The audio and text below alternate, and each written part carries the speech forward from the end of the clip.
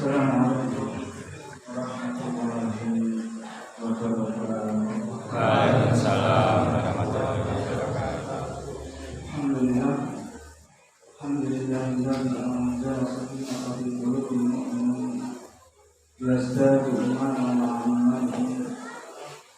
Asyhadu an la ilaha illallah wahdahu la syarika lah wa asyhadu anna Muhammadan abduhu wa rasuluh la nabiyya wa la rasula ba'da. Allahumma shalli ala Muhammadin wa ala alihi wa sahbihi wa man tabi'ahum bi ihsan ila yaumil qiyamah. Bapak Ibu sekalian, marilah kita banyak bersyukur kepada Allah Subhanahu wa taala yang telah menyampaikan kita di bulan Ramadan ini dan menjaga kita hingga akhir Ramadan. Semoga Allah menyampaikan kita di Ramadan yang akan datang. Syukur yang tidak henti selalu tambah panjatkan kepada Allah SWT persembahan barokah dan taufiknya, sehingga Allah memudahkan kita untuk melaksanakan amalan-amalan di bulan Ramadan dengan puasa kita, dengan yang mulai kita dari tarawih sampai sholat Id. Banyaknya kegiatan teladan ilmu yang kita ikuti, sedekah kita berupa apa saja, dan seluruh amalan-amalan yang ada di bulan Ramadan perlu kita syukuri karena tidak banyak yang mendapatkan rezeki ini, rezeki amal ibadah ini, kecuali orang-orang yang diberi Allah Subhanahu wa taala. Banyak amal besar yang sudah dilakukan, tetapi jangan sampai kemudian kita melupakan amalan-amalan yang sering kita anggap remeh. Entah itu hanya sekedar ngasih minum, atau biasa kita ke tetangga itu berikan turahan jangan atau turahan lauk, atau barangkali kita melihat ada semut yang masuk di gelas kita angkat, karena kita tidak tahu amalan mana yang akan diterima oleh Allah SWT, sehingga kita tidak boleh meremehkan apapun amalan itu sepanjang amalan itu adalah amalan kebaikan. Rasulullah itu yang diriwayatkan oleh Muslim, kata firman dengan ma'rufi walau akhlak diwajib lagi. Janganlah meremehkan amalan sekecil apapun, meskipun hanya memberikan senyum kepada saudaranya ketika bertemu. Hadisnya senada dengan yang sering dihafal anak-anak ini. Tabas semoga diwaji abika sodaqah atau di negara. Jadi senyum kita kepada saudara kita adalah sodaqah. Seandainya orang itu diperlihatkan pahala, tentu orang akan berlomba-lomba untuk melaksanakan. Dulu Pak Bintang sering ngomong, sholat ini, sholat terus ditulis satu sewu, karena sak kampung orang yang kasih absen. Tetapi ada cerita menarik dari sahabat yang sudah pernah diperlihatkan ganjaran dari amal-amalnya. Cerita dari sahabat Tauban pun pernah dengar nggak?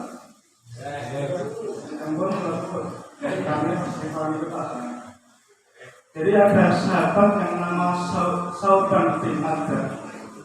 Beliau ini adalah maula Rasulullah. Maula itu bekas budak. Beliau itu dulu tawanan perang dari Yaman yang kemudian diambil budak dari Rasulullah, yang kemudian dimerdekakan. Jadi bukan lagi budak. Jadi sudah menjadi orang merdeka, tetapi menjadi rewang di keluarga Rasulullah SAW.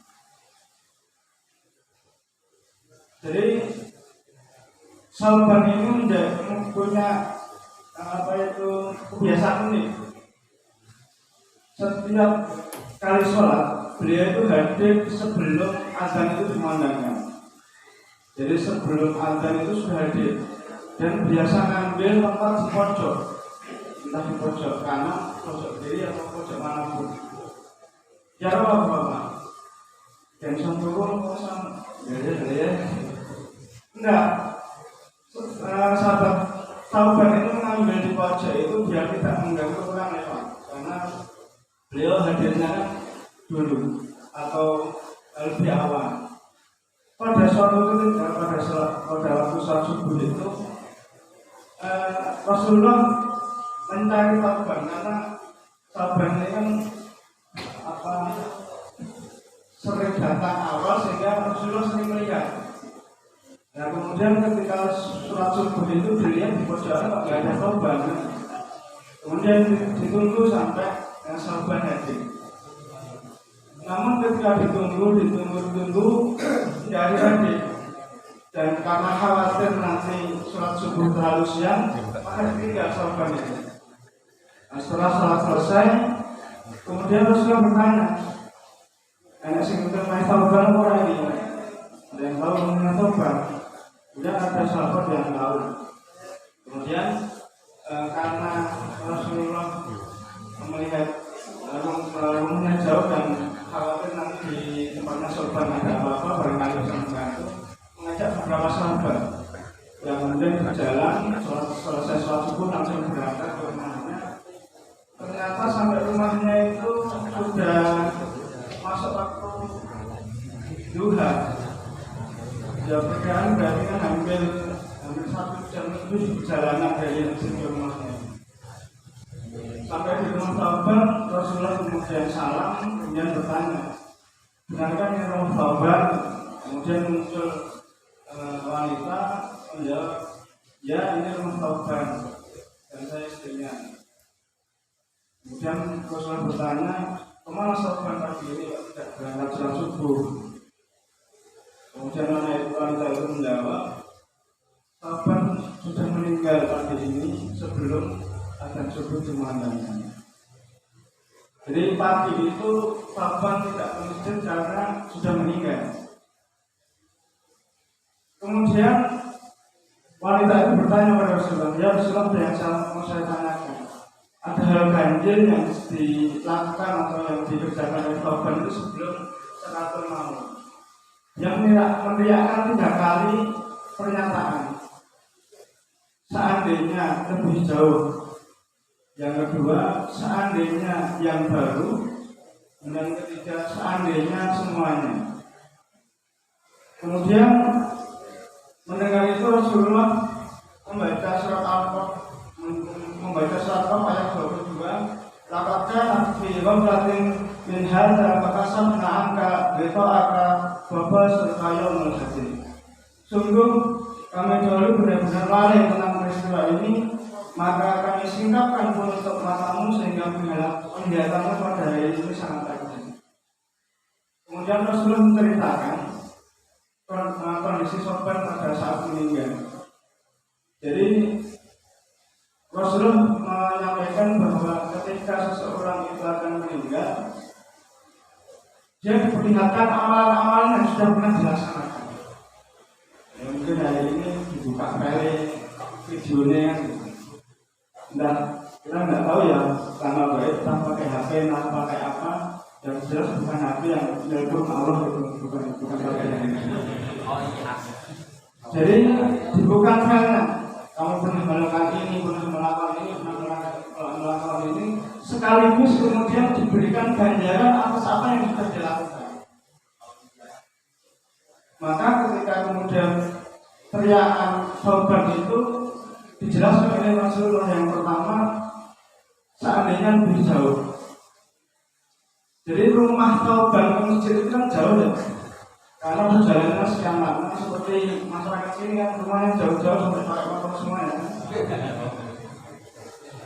Pakai motor. Jadi dulu korban ini nggak punya kendaraan sehingga jalan. Nah, perjalanan setiap dia ke masjid itu diberikan oleh Allah SWT ganjarannya. Sehingga kemudian sampai Sauban menyesal mengapa rumah saya tidak lebih jauh dari itu, sehingga ganjarannya akan lebih banyak. Jadi moga-moga baru pakai cerita Sauban bagi kita dengan kendaraan terus masuk kabeh kan. Terus yang kedua, seandainya yang baru. Jadi ketika Sauban itu pada suatu kali pernah berangkat ke masjid pada kondisi yang sangat dingin. Dan Sauban ini memakai baju double. Ya mungkin bahasa sekarang itu pakai kotor kan gitu.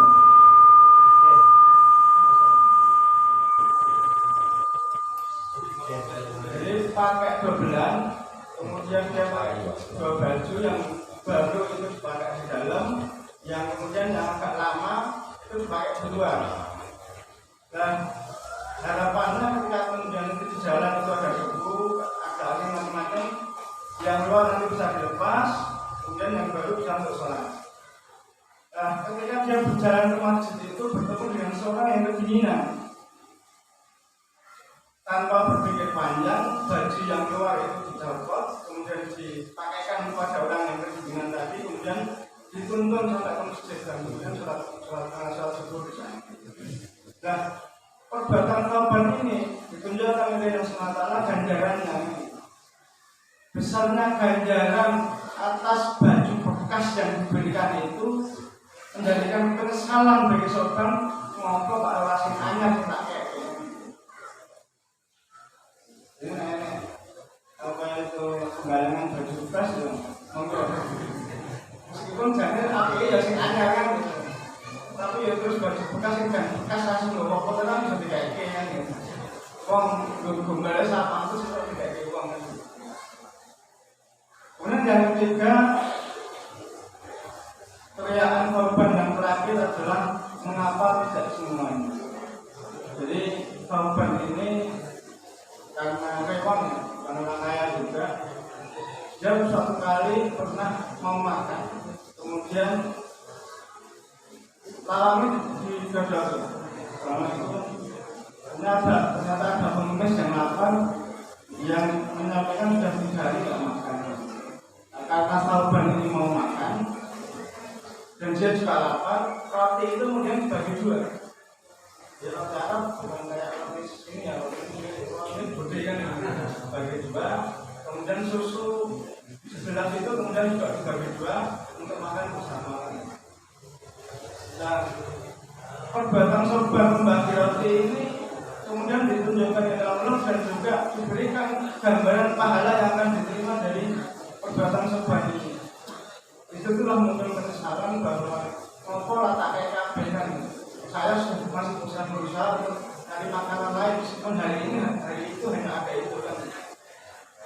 Nah, ini gambaran-gambaran amalan yang luar biasa yang kemudian menjadikan korban ini menyesal. Bukan menyesal karena tidak melaksanakan, tetapi menyesal mengapa tidak maksimal di dalam beramal. Sehingga ini menjadi penggugah dan motivasi bagi kita bahwa apapun amalan yang akan kita lakukan baik kecil maupun besar, jangan sampai ditinggal. Apapun potensi yang bisa kita laksanakan untuk beramal, ya kita laksanakan. Jangan sampai kemudian kita menyesali apa yang lebih disesali oleh taubat. Kalau taubat menyesal tidak bisa maksimal dalam beramal, jangan sampai kita menyesal mengapa ketika di dunia kita tidak ikut beramal meskipun amal sekecil apapun. Kalian, jadi apapun amalan kita tentu kita akan kembali kepada niat kita, sehingga baik amalan besar, amalan kecil tentu akan dilandasi dengan niat ikhlas kepada Allah Subhanahu wa Ta'ala. Itu pentingnya di situ. Sehingga jangan menganggap kemudian amalan itu kecil, ganjaran ini tidak kamu. Tetapi ketika kemudian kita niatkan ikhlas kepada Allah Subhanahu wa Ta'ala, bisa jadi kemudian niat kita akan besar di hadapan Allah Subhanahu wa Ta'ala. Bagaimana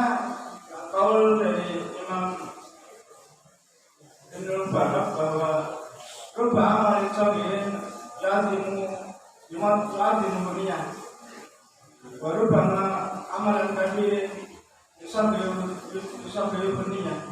Jadi ada amalan yang besar, ada amalan yang kecil, bisa besar karena niatnya memang ikhlas kepada Allah SWT.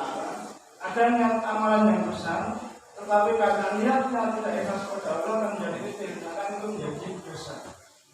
Jadi mumpung hari ini hari akhir-akhir bulan Ramadan, kita banyak berdoa kepada Allah SWT, semoga amalan-amalan yang sudah kita laksanakan di bulan Ramadan ini bisa kita lazimi, bisa kita teruskan, bisa kita lanjutkan di luar bulan Ramadan. Maka kita banyak berdoa kepada Allah SWT.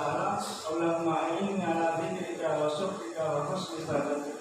Kita memohon pertolongan kepada Allah SWT, semoga Allah menguatkan kita di dalam zikir kita, syukur kita, dan melakukan seluruh ibadah kepada Allah SWT. Kurang mohon maaf, kalau